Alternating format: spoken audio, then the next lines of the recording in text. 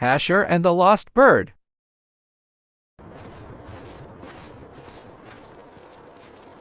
It was a chilly winter morning when Hashir heard a little sound. Where is that chirp chirp coming from? Oh no, you're so tiny. Are you cold? A bird. Let's touch it. I want to pick it up. Wait. Be careful. We might scare it or hurt it. But why? Because it's scared.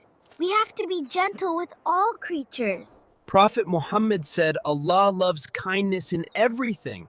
Even with small animals? We want to especially have. Especially with small animals. Look, the nest is up there. The baby probably fell. How do we put it back? We need a teacher. Grown-ups know. We found a baby bird and it needs help. MashaAllah, Hashir. You all did the right thing by being gentle. Look, the mama bird came back. She's not scared anymore. When we show kindness, Allah gives beautiful rewards. Friends, remember, be gentle with everyone.